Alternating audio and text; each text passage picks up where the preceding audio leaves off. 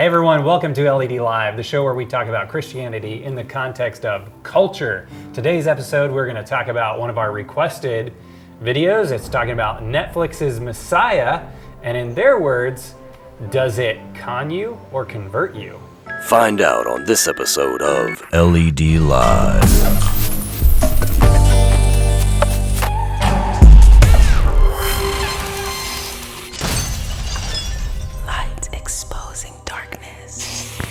All right, first thing we want to do is thank our patrons. Thank you so much. If you don't know what patrons are, you'll want to go to patreon.com where you can check out, this is where we reward the people who help support us. You can find rewards there like a thank you card, you can find a sticker, you can find a t-shirt, you can find HD digital downloads for documentaries when we get them produced. Behind the scenes access, all that good stuff, it's there at Patreon. We'll put the link on the screen and in the description below for you. Keep in mind that part of that is the post-show discussion that we'll be having about this. Well, it's not going to be about this show. It'll be about something completely different, but still, our post-shows are interesting. At least we think we are. At least we think they're interesting, and we want you to check them out. So we make them just for you. Let's see. We have t-shirts. T-shirts like this one. Mikey, you got one on? Yeah, LED Live. You can go to teespring.com/store/lightwear and check out our t-shirts. We're putting new designs on there all the time. You're sure to find your color, your style, your size on Teespring. And if you become a Patreon donor, you get an exclusive. You get a special shirt like this that's not available to anyone but those that support us. Yeah. The back, all right, says. You're producer. That's right. Right? So you get the special street cred. Because you help us produce this content. That's right. Mm-hmm. So exclusive, you can only get it from us. We also want you to know we have a store for digital downloads on Vimeo and of course our own website, littlelightstudios.tv/shop, where you can get all the documentaries that we produce. They are not on YouTube, typically, sometimes. I don't know when this is going to air, but we've done Doco Tuesday. So maybe that'll be over by the time this gets out, but you can certainly rent our documentaries, you can buy them. Vimeo is a great outlet, especially if you're overseas, you don't want to pay the shipping, you don't want to pay, you don't want to wait. Great option. And it's all HD, as high quality as we can get it. We also want to hear back from you. Comment on YouTube. You know, you may not always agree with us. That's okay. We don't always agree with you. But you can put your comments below and we'll certainly take a look at them and interact with each other. We also want to point you to Video Mission. Video Mission is a stock website for biblical cinematic stock where you can find, for example, like scenes from the life of Daniel, which we're going to be talking about today. You'll actually see some of the images, maybe video, that we use from Video Mission. So you want to check that out, videomission.com, where you can get high quality cinematics. And there's some free stuff on there too, right? Yeah, there is. There's some so free if stuff you're on looking there for footage of Jesus, I mean, there is some amazing cinematic footage that the Lumo Project has allowed us to put on that site and offer for free to anyone that needs footage of Jesus. So check it out. You can check out Video Mission.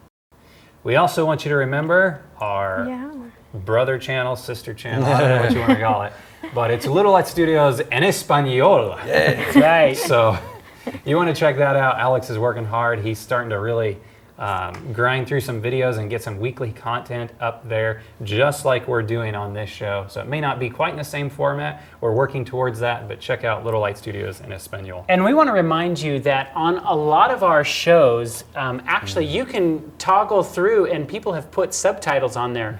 So I was noticing as I was kind of looking at what people have contributed, there's quite a few different languages that people have gone through and subtitled them. So a lot of them have Spanish. Of course, there's the auto generator, which I don't know how well it does, but you know, check out those. Make sure if you need this in a different language, that option is available on YouTube. And if you want to know how to do that, we've actually made a little guide. Maybe we can put that link in the description below so you can see how do I put subtitles on these videos that you guys make. I would love to help you. We can publish that guide and you can walk yourself through that. So thank you for those who are interested in doing that. All right. So today we're going to talk about the show Netflix put out called Messiah. Really provocative title, really intriguing. If you've seen any of the trailers, I might even play that for these guys here. But I asked this question, and the question is, will he con you, or will he convert you? So this is a very mysterious figure that appears and shows up on the scene, and there's all these things that start happening with this guy that people are having a hard time explaining. He appears to be from the Middle East. He has long hair. You know, he kind of has kind of that Jesus type look, kind of. But he also looks a little bit sinister, and you're kind of like, man, is this guy up to something? Can we trust him? And that seems to be, I guess, the whole MO of the show. They don't really give you any answers, which to me I find weird. a little disturbing. So it's almost like he is, or he could be, but he couldn't be. Yeah, They never I mean, actually directly answer that? They, as we'll see when we go through this, it's almost like they're like, well, it is whatever you want it to be, or whatever you think it is. Interesting. And I hate that kind of stuff because, you know, to me, media is a platform. You have the opportunity to teach people truth. And if you just leave them hanging, or you're not leading them to the truth, then you're doing them a disservice. Right. Right. So anyway, we're going to go through this. One of the websites I stumbled across was the Faith and Family Media blog. They were commenting on this show. And so we'll take a look at here. It says, and his preaching, it's a pile of new agey peace and love. We are all one family stuff with no deep theological grounding, specificity. Well, I think that is what is coming down Well, the pipe, right? you know what's One world interesting religion? about that kind of a statement right there is because do you guys remember when the Bible Project came out? That was like Mark and Roma Downey's whole project. That was the one thing that they said about that. Oh, you mean The Bible. Yeah, not the Bible Project. Yeah, not the Bible Project. Those videos are yes. Those are different. Yeah, but the one that Roma AD, Downey the Bible put out, continues, the and all that comments stuff. that were coming through was this is not a deep Yeah. theological thing. It's sort of this like, It's interesting that you say that. Just so We're like- going to get to some stuff later on.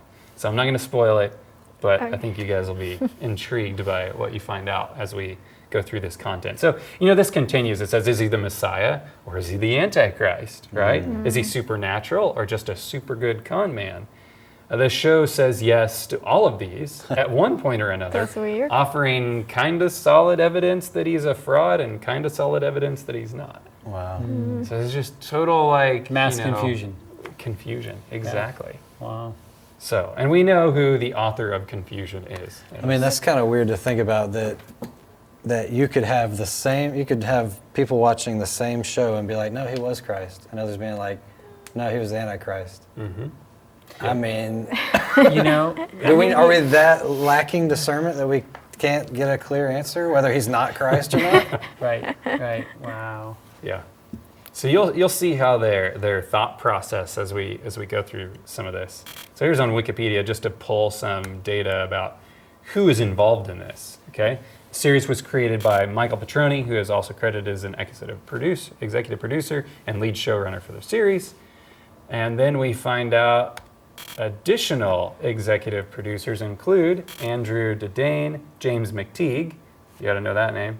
Mark Burnett and Roma Downey. Of course. Here we go again. Of course. Yeah. So it's fascinating that I think Roma Downey's involved in this because, you know, they made a name for themselves, her and Mark Burnett, by making biblical, quote unquote, content. Now, if you haven't seen our YouTube on the Bible, He's right? jumping ahead of me. You guys got to check out Here we this. go. Yeah, watch AD, this. The Bible continues. So I wasn't 70 familiar years. with who she is. She is a part of this then.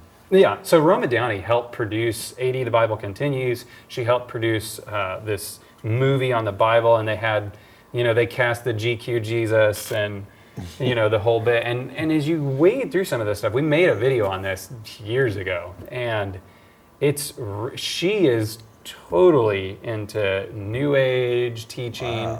I mean, I'm actually going to go through some of this stuff, like what she believes and what she's into right now. Yeah, Mark Downey you've heard of Survivor, the TV show Survivor? Yeah.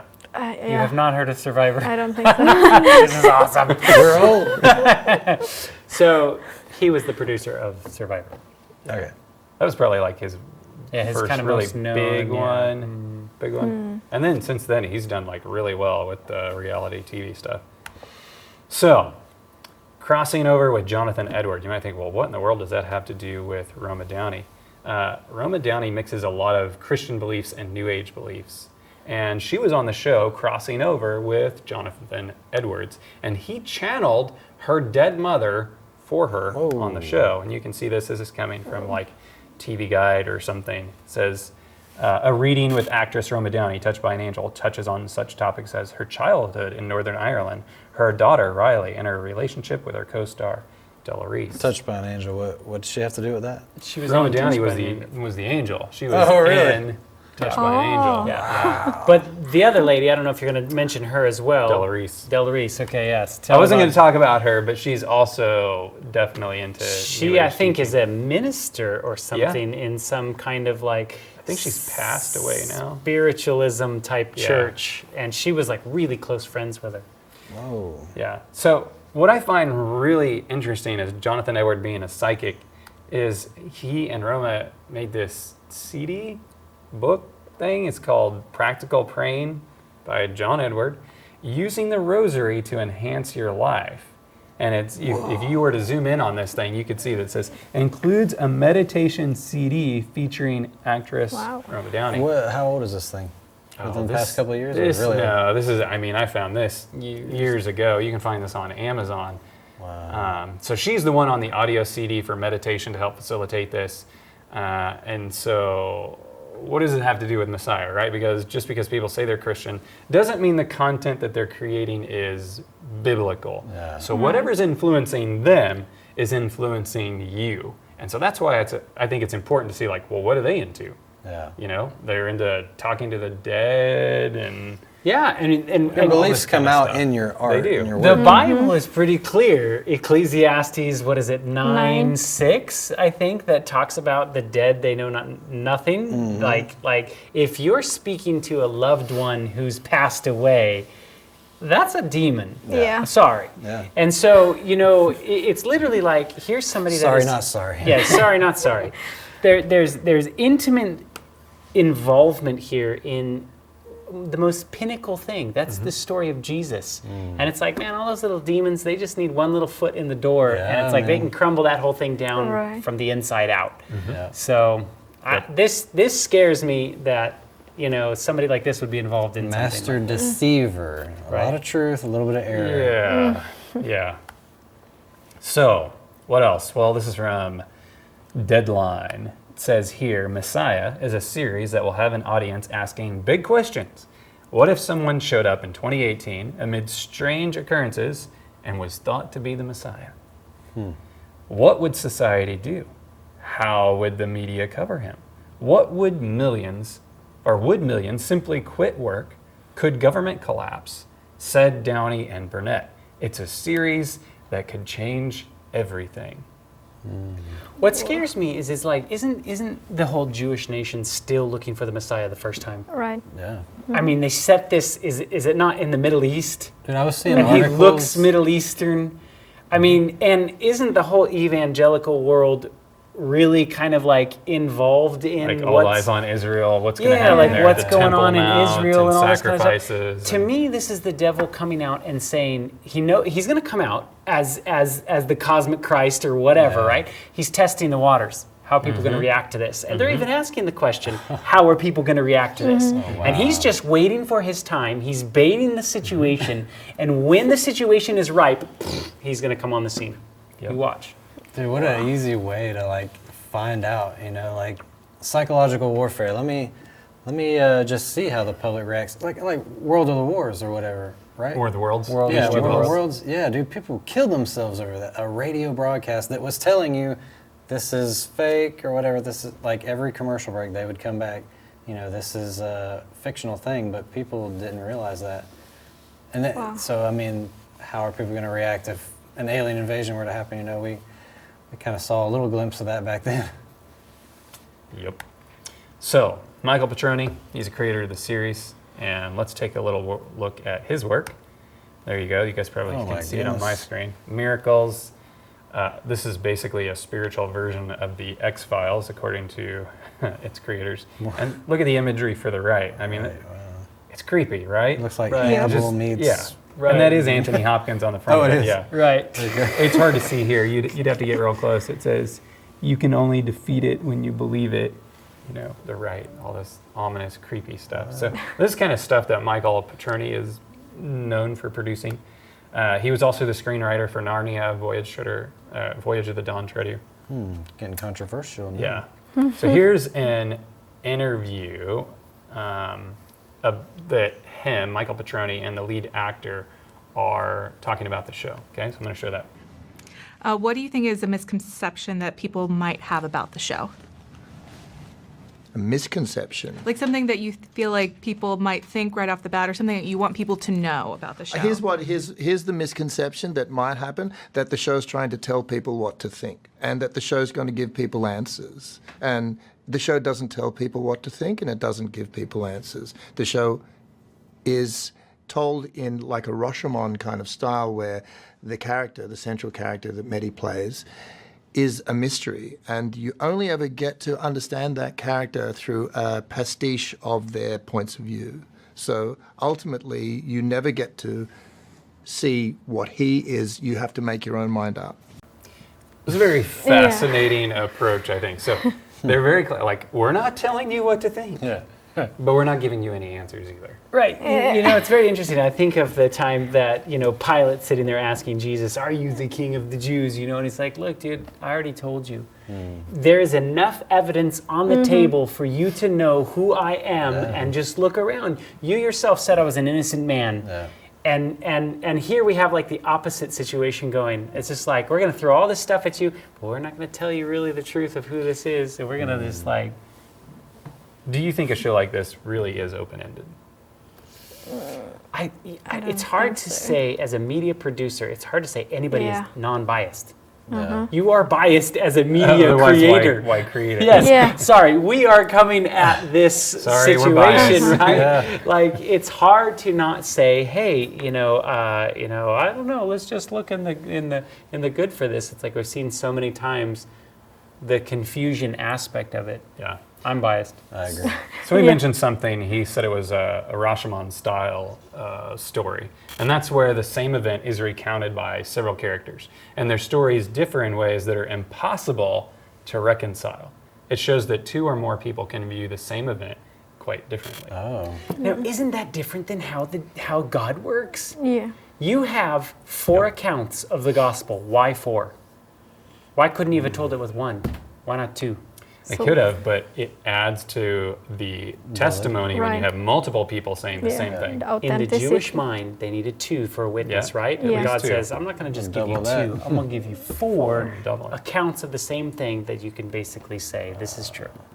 And here, this is coming at you in a No, it's different. opposite way of Depends like, on how we're going to you're give you looking at 4 it. accounts that are actually going to throw so much questions in the mix that you won't be able to tell the truth. Yeah. So yeah, putting that all out there, it just kind of reminds me. I've been reading books on ethics lately, and it reminds me of that.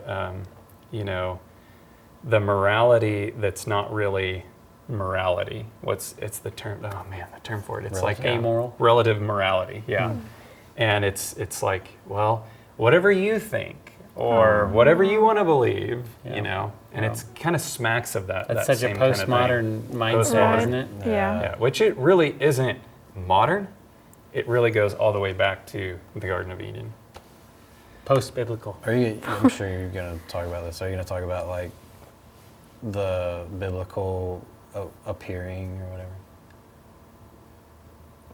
The biblical appearing. Yeah. Like the second coming? Yeah. No, I'm not quite taking that angle with it, but Well, you'll see. I just wonder, like, if a man came on the scene like this, should any Christian believe that he is the Messiah? According to the Bible. No, because according to the Bible, it says that If he Jesus comes will in the not desert, touch he's not his there. feet to the ground. Yeah, if they say he's in the secret chambers, don't right. go there. If he's in the If you're desert, walking don't go around there. on this So- earth, I I'm do going to end call on you a that. false prophet but- immediately. yeah. Okay. But I wasn't. I mean, you guys basically We'll said, save it yeah, for we're good. So James McTeague, he directed 6 of the episodes. Okay, do you know what he's famous for? Well, he's a second unit director on The Matrix, and he directed V for Vendetta. Very interesting. 2 movies that are highly Very Gnostic in Gnostic its storytelling. Yeah. I mean, V for Vendetta, I remember when I saw that, and just the whole thing, it's like they take a real situation, like Guy Fawkes, right? Probably some real historical event, but it's flipped in such a way that it's really telling the story of Lucifer himself. Like Satan is like, that was the story of Satan. Yeah. And it's pretty nuts if he's worked on these two projects. The Matrix, we're going to do a whole project on the Matrix. Yeah. like when they're making another one, and that's why I think we need to. But Gnostic Gospels went over the Matrix. If you haven't seen that, it was our presentation really that broke down the Matrix. But interesting. Yeah, I thought it was fascinating that he was involved in, I think it's about half the episodes he was directing. Okay, so here's on his biography. This is from IMDb. I'm going to blow up here to one of his personal quotes. It says, "I don't think anyone wants to go to the cinema and get preached at. You have to evolve the ideas, some of them political, some of them personal, into a film. Then the film becomes like a Trojan horse. You push it into the village as one thing, and it comes out as another thing. Hopefully, it's something people think about afterward, have discussions about, even vehemently disagree on. I like the idea that you can have the entertainment and the political idea in there." Okay, I just want to mention real quick, for those people that think that media does not affect you, I mean, come on, this is from the Trojan horse's mouth himself. We can put a message in a movie where you aren't aware of what's going on, and it's going to come in here and it's going to have a profound effect. Yep. I mean, can you get any more proof in the pudding than this? No. And that is what you are putting your mind in front of and saying, teach me something. Well, they're definitely offering to teach you something. You may not realize what it is at first glance. I think you study the Bible to basically get a clearer and clearer picture of who the Messiah is, who your Savior is. I mean, you're walking away with that information, building little line upon line, precept upon precept to understand who God is. To basically say that something is going to confuse that and you're going to walk away with not the right answers, to me, it's like, this isn't even worth watching for the sake of watching. Yeah. I feel like this movie is just trying to confuse people. That's their purpose. Yeah, which is Babylonian. Right. Yeah, confusion. I mean, Christians are looking at their watch when the pastor's getting close to an hour or whatever, but yet they're binge watching this type of stuff. So you balance out the message. I mean, they're probably not doing devotionals, and then they're just spending hours watching this. Man. And no doubt, there's a lot of people that have watched Roma Downey's other projects. Sure. So they're sitting there going, well, she's a Christian, she's putting Christian stuff out there, so she's a part of this project, then there must be some sort of Christianity. Building trust. I mean, if they even know. I mean, that wasn't like in big, bold print on Wikipedia. You had to go like kind of digging for that. When I found it, I was kind of like, oh, well, that kind of makes sense, but only what I knew about her from before. So I'm going to show you an interview from one of the lead actors on here, Michelle Monaghan, and I want you to see what she says about being in this show. Okay, the show is so fascinating. Yes. And when you have a show that has religion, politics, faith, you know, people are going to have a lot of opinions. Is that something you're prepared for? Yes. Yeah, we want people to have opinions, and I think the opinions are going to be coming from, you know, depending on what your own belief system is, whether it's politically or whatever you worship, whether that's your job or you know, an entity. We want this show to provoke conversation. So, you know, that's the beauty of this show. Well, it's certainly provoking our conversation. Yeah. I don't know about other people. But I want to give you a little bit of a flavor of her life. Where is she coming from as an artist, an actor, if you will? So here's a couple of places that she's been interviewed. This one is from Vogue. It says here, Monaghan was raised as a fairly religious Catholic, but in her teenage years, she started questioning her beliefs. She said, I remember listening to the readings and thinking, why do I need a priest to absolve my sins when I have a direct line to God myself, she said. And I always took issue with why women couldn't be priests. I thought we weren't practicing what we were preaching about inclusivity. Not bad questions. I hope she didn't leave the faith completely because of the things she saw going on in that particular church or whatever. But. We'll see. Boston Herald. Okay, what does it say? So Boston Herald says the show has faith appeal. What does it look like from the perspective of the cast? Here's what she said.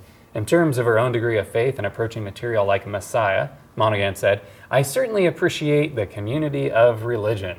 This has been a very multicultural cast, but it didn't really matter what any of our own personal beliefs were.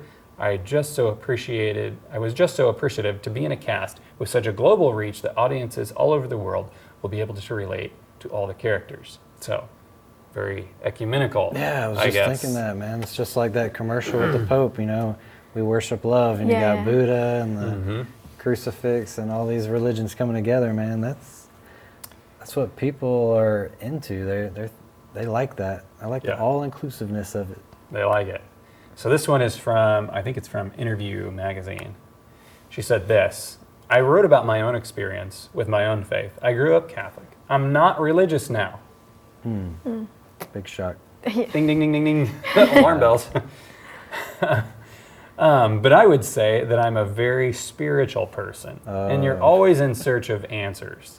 I really wanted to understand someone that could be so devout, so convicted, and come from a place of complete and utter faith that they would, no matter what, choose their faith over their family. You can be New Age and spiritual. Yeah, you can be a Satan Like, worshiper you and can spiritual. be Buddhist and spiritual. Like, that doesn't say anything. And if you're like, listen, I'm not religious at all, in the terms of religion, I follow the biblical model or Christ. That's really what that means. I'm just open up to whatever. Demons are spirits. Right. So if you're spiritual. That's right. That's right. And so when you're coming from that perspective, you are putting that into the show as you make it. And that's how you're shaping the view of the show, is from your own background and what you think. So it's fascinating to me. So I got a few more clips here from some of the cast members I want you guys to take a look at. Imagine the Messiah would show up today, but you wouldn't be able to prove that he is the Messiah, and you wouldn't be able to prove that he's not. What's fascinating to me about that statement is, are we just kind of like throwing out the Bible then? Because the Bible's there to help us identify who the Messiah is. Yeah. And he's saying, well, you wouldn't be able to prove. Let's imagine you can't prove. So are we then imagining a world without the Word of God? You know, as I kind of am listening to this, I'm thinking of the wide range of people that are getting this wide range of things right now, Yeah. right?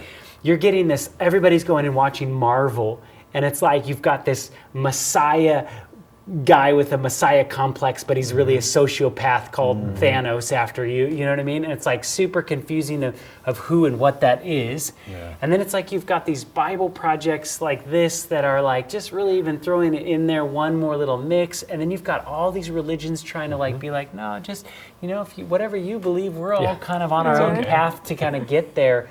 I mean, you think about it, this is the seeds that are being planted in the populace, I right? wanted to just, okay. No, go. I just wanted to add to that. I mean, like what you just said, like mega churches, well-known churches like Kenneth Copeland and stuff. They're like, the protest is over, and the Catholic priest goes up there and I guess we're all Catholic now. Yeah, we're all Catholic. Dude, it's like Where did I see something the other day that was talking about the Catholic Church and it equated Catholic with Christianity? And I was like, I always kind of thought that Catholic wasn't Christianity. Yeah. It was like its own, like, you know. Well, even like when we had Leo on here, he said, so your mom was Christian, right? She said Catholic. She would say Catholic, not Christian. Yeah, totally different. Yeah. It's like Catholics don't put the title Christian on what they are, but Christians will title Catholics Christian. That's They're interesting. Christian, they're just a little different on certain things, but This thing's heating up. You can see the world. All right, so next clip here I want to show you guys. Got maybe one or two more. Did with a terrific global narrative, and it's very provocative and timely. Are you the Messiah? I am here to bring about the world to come. And so the show concentrates on the question, who is this man? Is your world good? Is it evil? What you see will be your choosing. One can understand with the dawn of social media how someone could come into place of notoriety rather quickly as things go viral. That kind of mania that happens through social media, being the first or having that immediate access. A small, simple story can get blown up exponentially because of social media, because of the immediacy of news. What are you doing? I'm posting it. People want to know. The show uses it as a very good tool for the relay of information. I think it also uses it as a relay for disinformation. You see how media has such a big effect on people's opinions, and that it's not necessarily the truth that you're seeing. The show reflects what's happening in the world news today. So there's a lot of interesting concepts that are brought out there, because they're full on admitting, like, hey, look, whatever the media is putting out there isn't necessarily a reflection of truth. I mean, isn't that what she just kind of said? And then it's like, but this is a reflection of what's going on really in our world today. And it is true. I will agree with that. What we see in the mainstream media today, whether it be the news or whatever like this, is not necessarily a reflection of what actually is going on there. What I think is interesting is they're talking about social media can blow this up or whatever. I think that's how the gospel is going to spread to the world. You know, the Bible tells us that before Christ comes, the gospel will spread to the whole world. That wasn't really possible before the internet and social media and all this stuff. So it's like we're at that brink, man. There's this spread of disinformation, spread of truth, and we got to make up our minds, you know? I don't know. I mean, the disciples did a lot in one generation without social media. They lit up the world shortly. I don't know that it's so much what technology we have is the amount that we're filled with the Holy Spirit. I mean, that's my own personal viewpoint. But anyway, I want to get back to this show and seeing how the people that are making this, whether it be the actors, the producers, the directors, whatever, their viewpoints are shaping this narrative. So here is Mehdi Debi. He plays the part of Al-Masai, who is the lead character. He's this Messiah figure. So listen, this guy says some interesting stuff, okay? Yeah, when I got the part, I was like, yay, okay. Yeah, I'm Mehdi Debi, and I play Al-Masih in the new Netflix series Messiah. When I was 3 years old, I played Jesus, and that was the first role I've ever played. Because I was in a Catholic school, and every Thursday morning we went to the church and we played little scenes from the Bible, and the first role I had was Jesus. I think there was something that was calling me in my spiritual journey, and then I believe that acting is spiritual. So both merged, and that came into my life. With him, the challenge is that in this show, everybody think he's something, but we never get to understand who he is. So I had to make the choice of knowing who he isn't, first of all, and then who he is. The first thing I needed to do is to get rid of all the stereotypes that one can hear or think of when you hear the word Messiah. So I watched a lot of documentaries and then fiction about film portraying messianic figures. I really had to get rid of a certain idea of what I wanted to do and let the spirit just channel it and just like be flowing with it, if that makes sense. It's a bit mystical. It's a bit witchy. If that makes any sense. Wow. There you go. Yeah, a witch spirit. Channel it. It's witchy. Oh my goodness, dude. Putting it right out there. If you have not seen our whole one on channeling spirits and what actors actually do this, please, you can watch it right after this video. But you need to see so many actors do this. You can So add many this guy to actors the do list this. now. And they are opening themselves up to the demonic world, and I am telling you, like, the stuff that we are seeing, this makes the hair go up on the back of my neck. The stuff you are seeing is stuff literally told to us through the media in the demonic world. But I just want you to see what his character does. Okay? Here we go.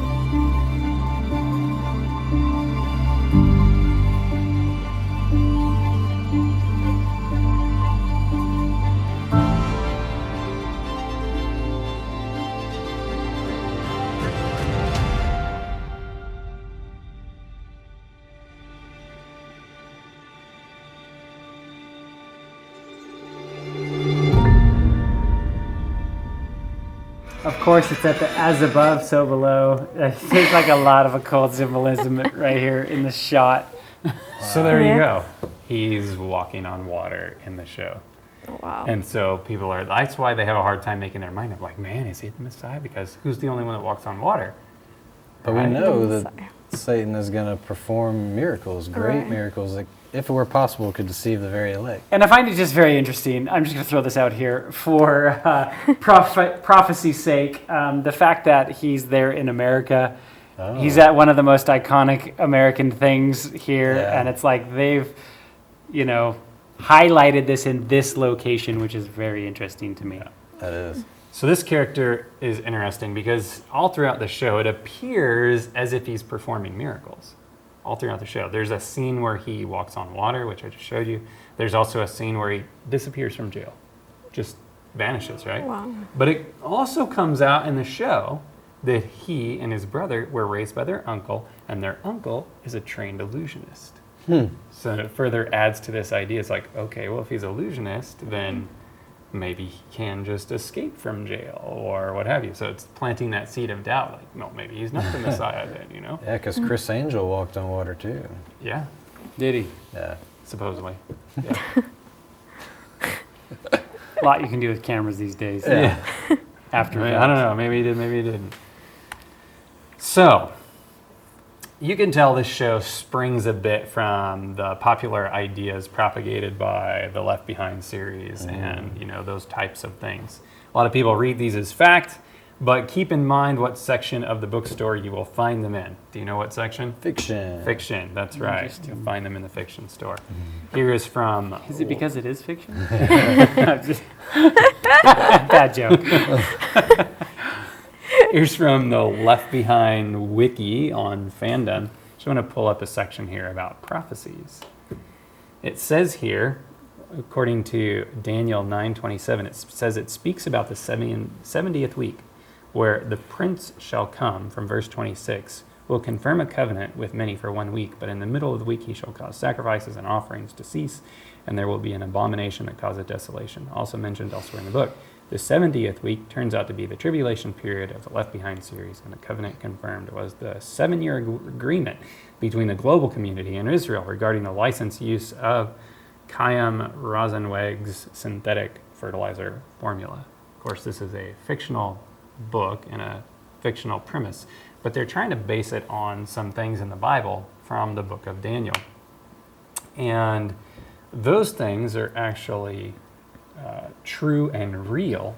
And if you want to know who the Messiah really is, you can find it from studying that book and specifically this section. I'll say this, a lot of people get the idea that this 70th week is somehow completely removed from the rest of the 69 weeks. And you can scour the Bible front to back, and you're not going to find a prophecy that suddenly has a gap. It's thrown off into the future and to an undetermined time, and then continues again. The Bible prophecy doesn't work that way. God gives a prophecy, there's a time frame, you follow the time frame. That's what's very disturbing and scary about, there's a majority of people that believe that. They believe, well, this Daniel 9:26 and 27 is actually about the Antichrist, and you're like, whoa, a prophecy about when Christ would come to earth and be crucified and baptized and everything is looked at as a prophecy about the Antichrist. So let's talk about that, and let's clear up that false theology, for lack of a better term. If you go to Daniel chapter 9, you look at the first couple of verses, okay? We're going to look at this, and you're going to find Daniel opens chapter 9 by praying, and it's a very beautiful prayer. And we're just going to look at that right now. It says, in the first year of Darius, the son of Ahasuerus, of the lineage of the Medes, who was made king over the realm of the Chaldeans, in the first year of his reign, I, Daniel, understood by the books of the number of the years specified by the word of the Lord through Jeremiah the prophet, that he would accomplish 70 years in the desolations of Jerusalem. And he goes on to pray, a very beautiful prayer. He's very eloquent. In fact, he throws himself in with a lot of his people. And he says, you know what, we've committed sin, transgression, iniquity, and he is repenting and pouring out his heart before God. Even though you can read all the Bible, and you'll never see it or read a bad thing said about Daniel. Never. And here this guy is, and he's saying how sinful and how much iniquity him and his people have committed, and he's just throwing himself in with their lot. And here he is studying. He's actually studying another book. You know what book he's studying? I don't know. Isaiah? No. He's studying the book of Jeremiah. Because he said that. He said, by the word of the Lord through Jeremiah the prophet. And Jeremiah prophesied that after 70 years, their captivity would be over. So Daniel, being a student of the Bible, he was reading and he's like, you know what? Jeremiah said this is going to happen in about 70 years. 70 years, our captivity would be over. And he's like, okay, let's check the clock here. Yeah, this is about time to be up. I mean, he's excited because let's get out of Babylon, let's get out of this place. So he's calculating the time, and he's realizing that this time is about up. So the Jewish nation had been in captivity for a long time, 70 years. And it's interesting as to why they were into captivity for that long. The Bible gives us all the pieces of the puzzle. All we have to do is put all this together, okay? So we go back to the book of Jeremiah, chapter 25, verse 11. It says this, "And this whole land shall be a desolation and an astonishment, and these nations shall serve the king of Babylon 70 years." So here he's, this is one of the clues he was looking at. We know we're going to be in Babylon 70 years. If you look at 2 Chronicles chapter 36 and verse 21, it says this, "To fulfill the word of the Lord by the mouth of Jeremiah." Okay, so it's referring back to Jeremiah chapter 25. "Until the land had enjoyed her Sabbaths, as long as she lay desolate, she kept Sabbath to fulfill 70 years. So in other words, Jeremiah did not pull that number out of a hat.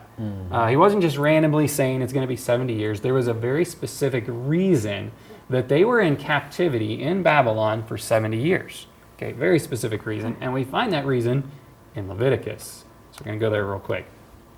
It says, "But in the 70th year, there shall be a Sabbath of solemn rest for the land, a Sabbath to the Lord." And the verse goes on to describe, sowing and pruning, and don't reap what naturally grows, but leave it. So here's the bottom line. God said back in Leviticus, he's like, look, you need to farm your land. They're an agricultural people.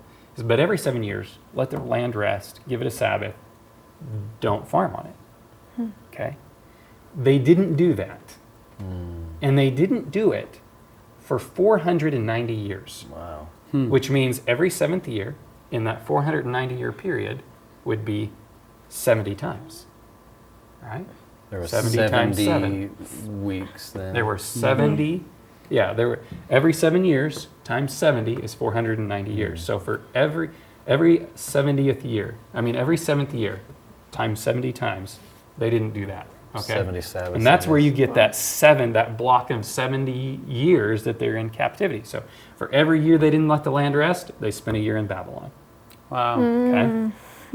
So highlighting here in Leviticus, it says, it lies desolate, and you are in your enemy's land. So it was even telling them then in Leviticus, if you don't do this, you're going to wind up in captivity. You're going to wind up in your enemy's land. That's the consequence. So Daniel's praying, and an angel is sent to him, right? And the angel tells him about another time period with the number 70, okay? Only this time it's told as weeks, not years. This is that 70-week prophecy that we were just talking about that Left Behind talks about. And we're going to pick it up in Daniel chapter 9, verse 24. It says 70 weeks are determined for your people and for your holy city, to finish the transgression, make an end of sins, make a reconciliation for iniquity, and to bring in everlasting righteousness, to seal up the vision and prophecy, and to anoint the most holy. So question for you guys. Who are Daniel's people? The Jews. The Jews. Jews, right? God's people. What is their holy city? Jerusalem. Jerusalem. So it makes sense then that this prophecy is about his people, the Jews, and concerning Jerusalem. It's not some other people and some other time. It's about them. Okay? And I think it's interesting, all the things that are listed. You have transgression, you have sin, and you have iniquity, are all the things mentioned in Daniel's prayers. And God is telling him, look, I'm going to take care of all that. Because Daniel, when he was praying earlier, he said, we've sinned, we've transgressed, we've committed iniquity. And God's response is, I'm going to cover all that. I'm going to take care of all the sin, all the transgression, all the iniquity for my people. Right? And that had to be like music to his ears. What a beautiful thought that God is saying, don't worry about it. I've got it covered. I know you've sinned, but I love my people anyway. All right, so this word determined, this is an interesting word. You look at this word determined here, and this word only appears here, at least in the language that he's writing, which Daniel writes in Aramaic. It only appears here in the Bible. But in the rabbinic writings, its basic meaning is to cut off, okay? And the implication is it's cut off from something that's longer, right? So what is it cut off from? It's cut off from a longer time prophecy. Do you know what that prophecy is? 2,300 days. Yeah, 2,300 day prophecy, right? That's what it's cut off from. And the angel Gabriel was talking to Daniel in Daniel chapter 8. That's probably a whole nother video or a link to another ministry talking about the 2,300 days and how this prophecy was cut off of that. But that's why the angel was there. He was there to further explain to Daniel what was going on with this prophecy, and then to help him figure out, some things in Daniel chapter 8, because he was kind of left hanging. He's like, I don't get it. I don't understand. In fact, he was sick, praying about it, and while he was trying to figure it out. So let's go to verse 25. It says, know therefore and understand that from the going forth of the command to restore and build Jerusalem until this figure is called Messiah the Prince. Yeah. There shall be 7 weeks and 62 weeks.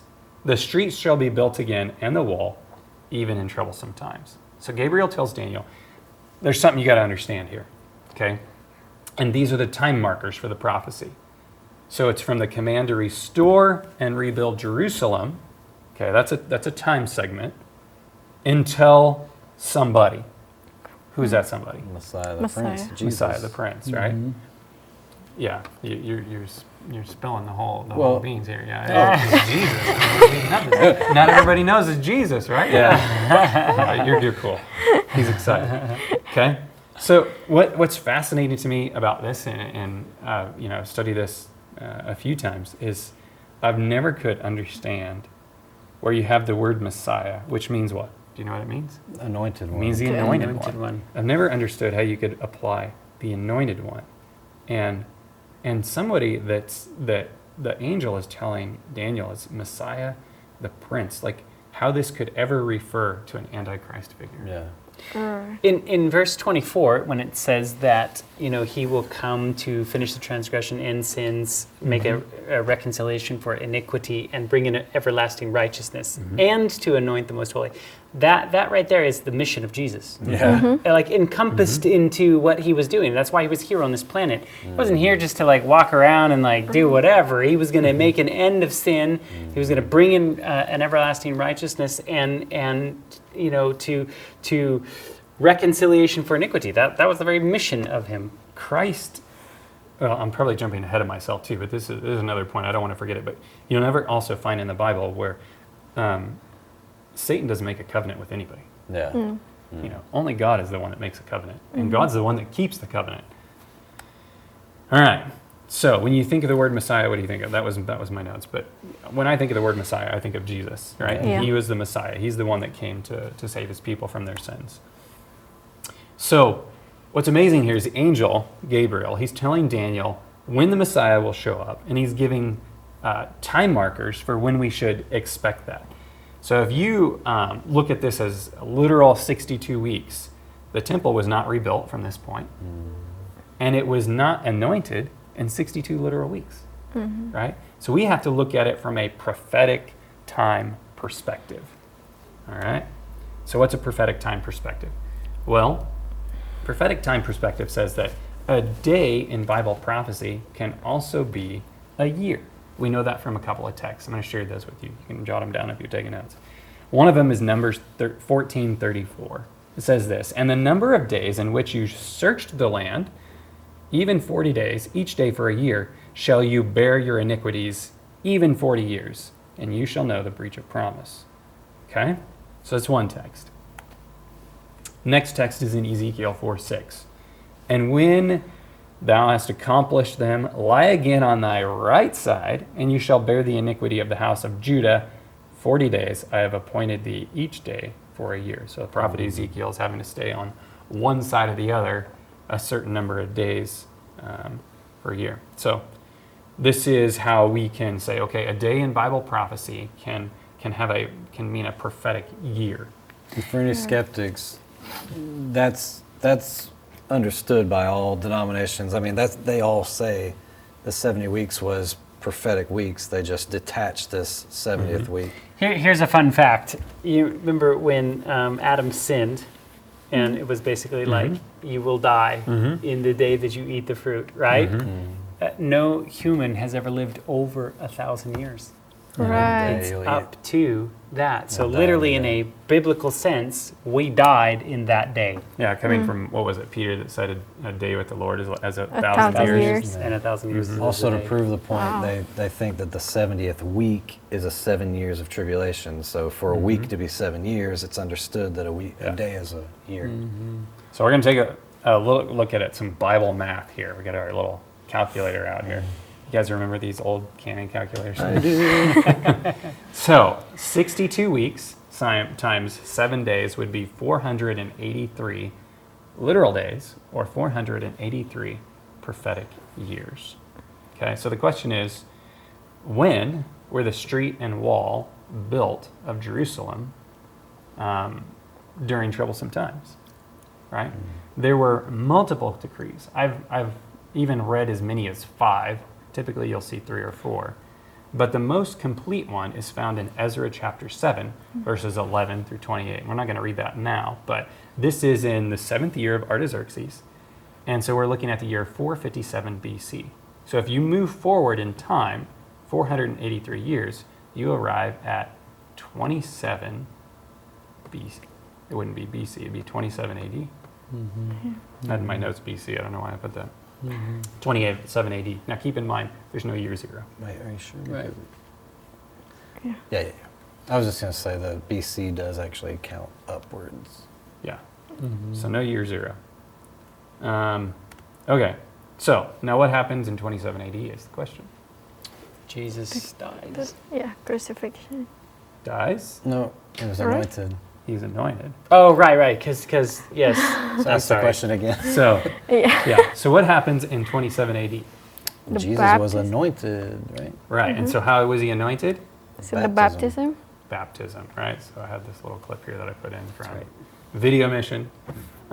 So according to the text, we should expect to see the Messiah to be anointed, and that is when Jesus starts his public ministry with baptism, right? So now we have like this also a starting marker here for 27 AD. Now we know we're in that last week, okay, from that point forward. And what happens in that last week? Well, 3.5 years into it, right, in the middle of the week, according to the prophecy, it said the Messiah would be cut off. Right? But it said it wouldn't be for himself. Yeah. And that's the way Jesus is. He didn't do anything for himself, right? He did everything he did for other people. And so what happens 3.5 years into his ministry? He's crucified. He's crucified. He is cut off, right? So the Jews had an image of the Messiah. So what happens the rest of the 3.5 years, right? Because Jesus has died. He was put in the grave. He rose from the dead.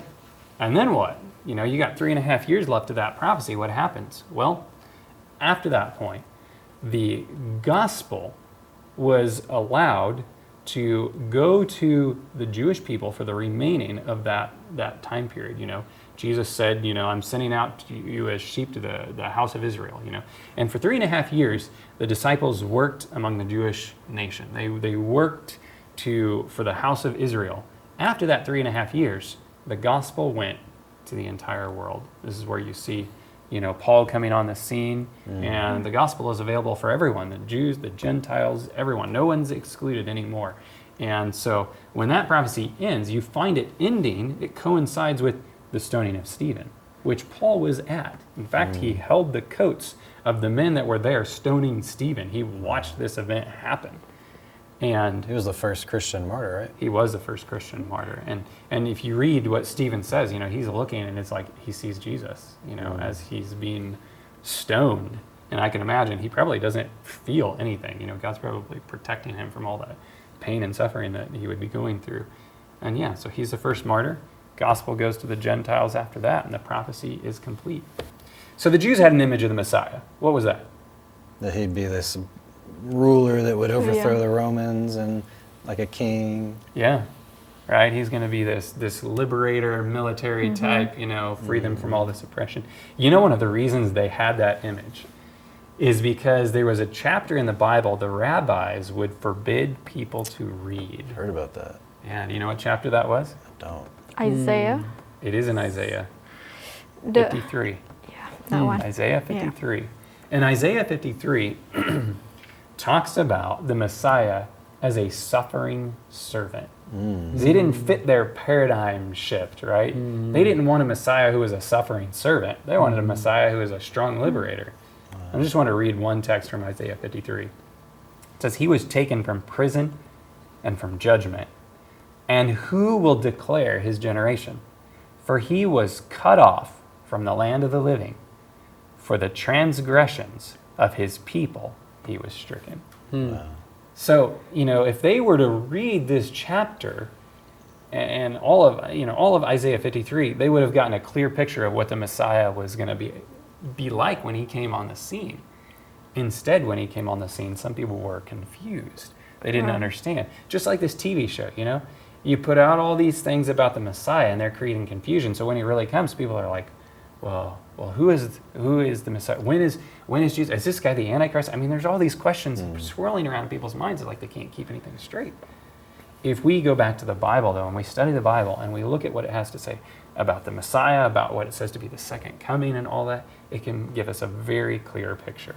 Amazing that they had chance time and time again to bring that to the forefront of their mind. Yeah. When Herod was, you know, like, go and search the scriptures and tell me when this baby was, you know, being born, or what's the prophecies. They had to go and search and they had to answer. Yeah. So they no doubt told him, this is what our scriptures say. But yet, when Jesus steps on the scene, they deny him. So Jesus came to be a liberator, for sure. Yeah. But not the kind of liberator that they were teaching or expecting. He came to liberate us from the power of Satan and from the power of sin. Yep. And that's what Jesus is doing, still doing today. So we'll just continue with the last couple of verses of this as we start to wrap up. It says, "After the 62 weeks, Messiah shall be cut off, but not for himself. And the people of the prince who is to come shall destroy the city and the sanctuary, and the end shall be with a flood. Until the end of the war, desolations are determined." See, Jesus was cut off for every single one of us. In the middle of that 7th week, he died on the cross. And you could say that right there, he stretched out his arms open wide in love for every person on this planet. And because of that, we don't have to practice the sacrifices and offerings anymore, right? All that is done because Jesus was the sacrifice. The veil was torn from top to bottom. Yeah. So he caused the sacrifices to cease. He did it once for many. Yeah. And it's done. Yeah. So we're able to be free from the power of sin because of Christ. So last few things, this is what you were touching on earlier. This is what I had in my end. So I want you to bring back some of your thoughts. It says in Matthew 24, you know, when it comes to like a Messiah figure, an Antichrist figure, or Jesus coming again, the Bible gives us clear counsel, some of the things that we can know and be warned about. And this is Jesus. It says, "Then if anyone says to you, 'Look, here is the Christ,' or 'there,' don't believe it." Yeah. Right? Clear advice. He continues, "False Christs and false prophets will rise and show great signs and wonders to deceive." That's the whole purpose, is those signs and wonders are to deceive, if possible, even the elect. And didn't Jesus say to those who are asking for a sign, no sign will be given to them? So we shouldn't be looking for signs as our answer. Because enough information has been given, and it's basically like a slap in God's face. Like, you don't need I've told you all these things. Like, if you study, you know, if you seek me, you will find me. Yeah. Jesus' answer: you don't need signs. You need to study. Yeah. Yeah. And when you study, you'll see the signs and world events. So he continues, or we're kind of jumping around in Matthew 24. I feel a t-shirt coming on, by the way. I have told you beforehand. In other words, you're warned now, right? You're warned from the Word of God. Your warning has already come. We've been warned ahead of time. It says, therefore, if they say to you, look, he's in the desert, do not go out. Or look, he's in the inner rooms. Do not believe it. The Bible says this, for as lightning comes from the east and flashes to the west, so also will the coming of the Son of Man be. So what is Jesus coming going to be like? Everybody will see. Yeah. Loud, Yeah. bright. You're gonna see it. You're not gonna miss it. It's not gonna. You're not gonna see it on some social media post. Right. I was going to Sorry. say, if you have to see it on the news, Yeah. Right. that doesn't line up. Yeah. Every eye will see him. And no doubt, I'm sure we'll probably have social media and we'll be like, oh my goodness, like look at this little cloud in the sky that's coming in, right? But you're gonna run outside. You're gonna see it. Yeah, and when he You're not gonna- comes, the dead in Christ are going to bust out of their graves. We're going to be changed and caught up. Not going to be time to be like, is it him? Is it not him? Right. Yeah. You're either slain or you're going up. I imagine there's gonna be singing, trumpets. It's gonna be a Trumpets, loud right. experience. Can you imagine recording that event as it's happening? Can you imagine that, like on social media? Like, No. what is going on? This is crazy. And you're sitting there recording it with your phone, and you're missing the magnitude of what's going to happen, and that the recording on your phone is not going to last much longer. Oh.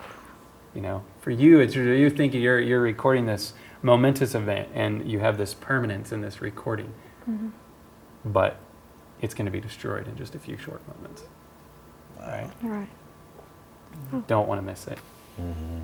Don't want to miss it. So, where are you going to find Jesus? You're going to find him in the Word of God. Amen. And where are you not going to find him? You're not going to find him in popular TV shows like the Messiah. You find the Messiah in the Bible. So study your Bible and not TV shows, and you'll be much better off. This has been LED Live. Do you guys have any closing comments as we wrap this up? Is there any good video or source I can go to study out the 70 weeks of Daniel? I have a good book, and maybe we should put this in the description below or on the screen. A book that I've used is called End Time Delusions. It's written by Steve Wohlberg, and great book, and clear up a lot of things from the Word of God. Compare Scripture as he's writing, and I would recommend that to you. End Time Delusions. If you're interested in prophecy, you guys should check out a couple of channels. Bible Flock Box does a lot of prophecy stuff. Hope Through Prophecy. Yeah, Hope Through Prophecy does. School of the Prophets. We'll put all their descriptions and links in the description below. But yeah, check them out if you guys are interested in prophecy. I mean, this stuff is like unfolding in front of our eyes, and it's pretty amazing to me that we get a chance to witness this in our day and age. But I believe that God's given us enough answers for you not to be deceived, but you got to get in the Word. Be a people of the Word. That's right. That's right. Well, thank you everyone for watching. Don't forget to like, comment, subscribe, hit that notification bell, and make sure you set it to all so you know when every video comes out. And we will see you next time on LED Live.